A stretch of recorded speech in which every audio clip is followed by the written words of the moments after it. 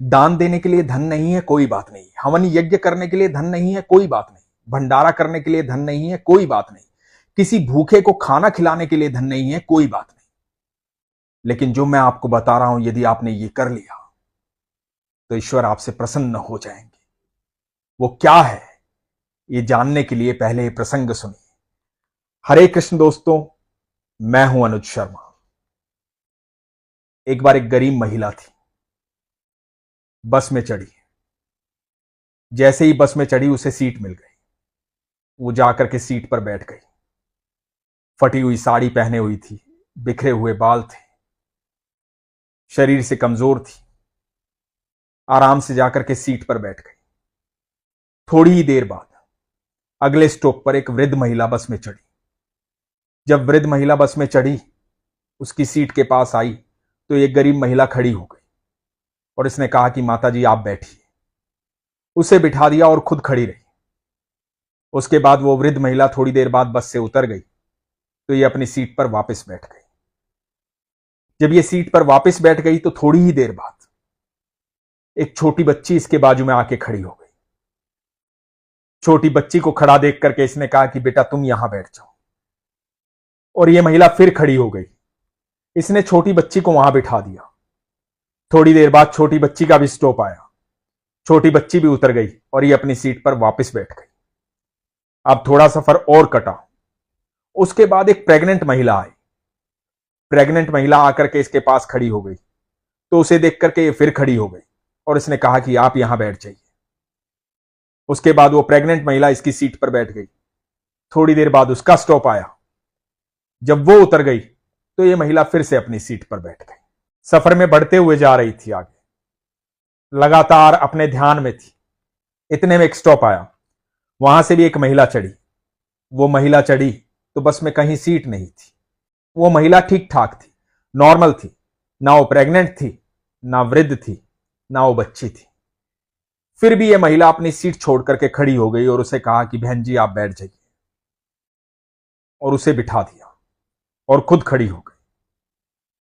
थोड़ी देर के बाद उसका भी स्टॉप आया। वो महिला भी उतर गई और यह महिला अपनी सीट पर बैठ गई। इस महिला के इस सफर में इसको पूरे ध्यान से एक और महिला देख रही थी कि कोई भी आता है तो यह महिला खड़ी हो जाती है।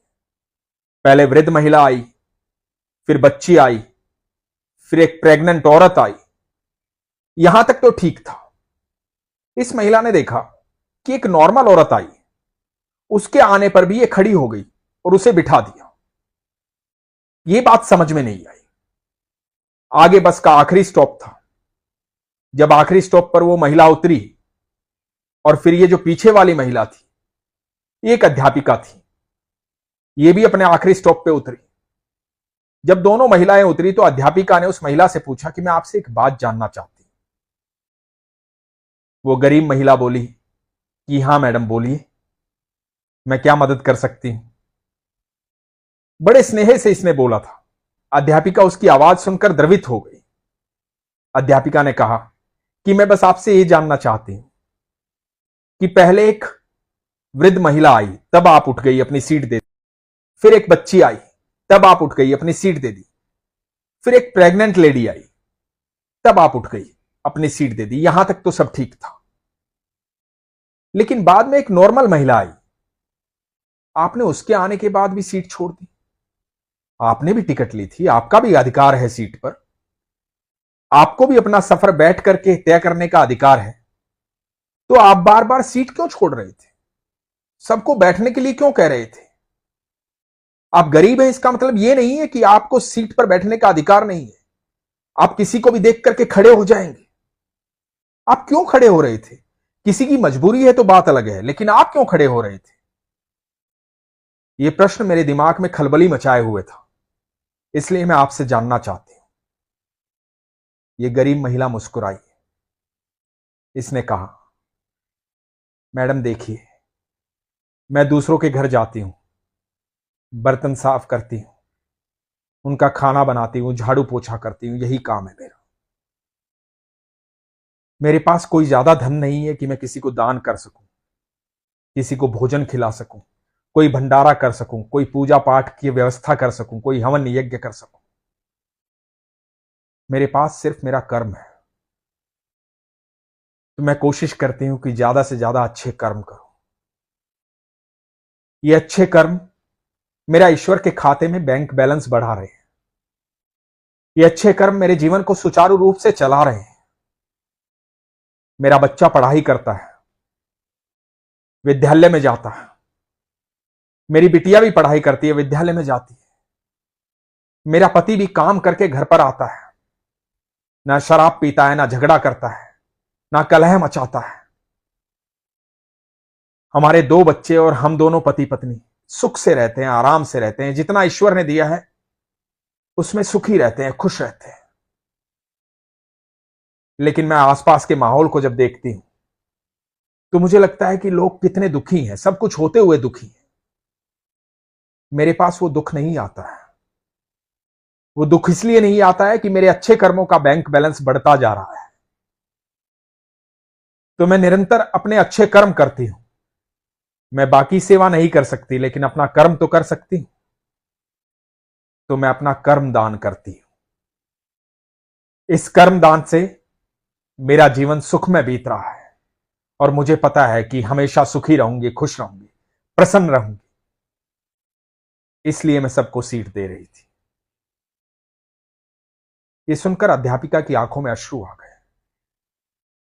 उसने इस गरीब महिला को गले लगाया और कहा कि मैं एक शिक्षिका हूं, अध्यापिका हूं, स्कूल में बच्चों को पढ़ाती हूं, शिक्षा देती हूं। लेकिन आज शिक्षा जो तुमने मुझे दी है, इससे पहले शिक्षा कभी हासिल नहीं हुई। आज से तुम मेरी शिक्षिका हो। तुमने मुझे ये ज्ञान दिया है और इस ज्ञान को मैं हमेशा याद रखूंगी। तुम्हारा बहुत बहुत धन्यवाद। दोस्तों, हमें लगता है कि हमारे पास धन नहीं है तो हम दान नहीं कर सकते। हमारे पास धन नहीं है तो हम हवन यज्ञ नहीं कर सकते, पूजा पाठ नहीं कर सकते, भूखे को भोजन नहीं दे सकते। हमारे पास पर्याप्त मात्रा में धन नहीं है तो हम लोगों की सेवा नहीं कर सकते। ऐसा नहीं है। हम दिन भर में ऐसे बहुत सारे कर्म कर सकते हैं जिससे हम कर्म दान कर सकते हैं। किसी बुजुर्ग को सड़क पार करवा सकते हैं, किसी जरूरतमंद की अपने कर्म से सेवा कर सकते हैं। हम करना चाहे तो बहुत कुछ कर सकते हैं। यदि हम सबसे प्रेम से भी बातें करें, सिर्फ मुस्कुरा के बातें करें, सौहार्दपूर्ण बातें करें, तो हम किसी का मन प्रसन्न कर सकते हैं। हम जब भी किसी की तरफ मुस्कुराते हैं तो यकीन मानना सामने वाला मुस्कुराता है, क्रोधित नहीं होता है। सामने वाला पता नहीं किस दुख में होता है, किस परेशानी में होता है, किस संकट से गुजर रहा होता है, किस प्रकार के झगड़े से गुजर रहा होता है, कितनी चिंताओं में होता है। लेकिन आपकी मुस्कुराहट देख करके वो मुस्कुरा देता है। पल भर के लिए आपकी मुस्कुराहट ने उसे सुकून दिया है।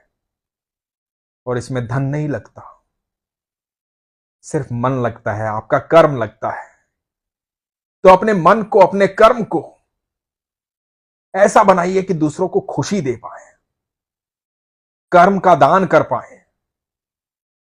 और जैसे जैसे हम ये कर्म का दान करेंगे, लोगों को खुशी देंगे, प्रसन्न रखेंगे, आसपास के माहौल को खुश रखेंगे, तो यकीन मानना दुख हमारे जीवन में कभी नहीं आएगा। हम कभी दुखी हो ही नहीं पाएंगे। मेरे दादाजी एक बात कहते थे कि अपने अच्छे वक्त में बुरे वक्त की तैयारी करो, और जब बुरा वक्त आए तो अच्छे वक्त की तैयारी करो। क्योंकि समय परिवर्तनशील है, बदलता रहता है। अच्छा समय भी हमेशा के लिए नहीं रहेगा और बुरा समय भी हमेशा के लिए नहीं रहेगा।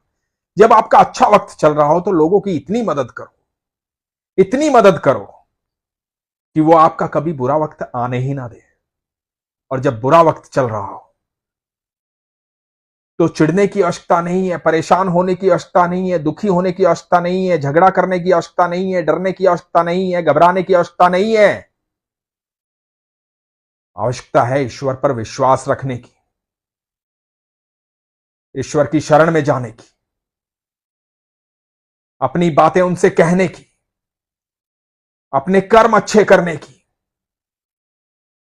एक बार विश्वास करके देखो, कर्म अच्छे करो और निश्चिंत हो जाओ, फिर देखो जीवन बदल जाएगा। इसीलिए हमेशा कहता हूं, अपने विश्वास को मजबूत रखो, अपना ख्याल रखो। हरे कृष्ण।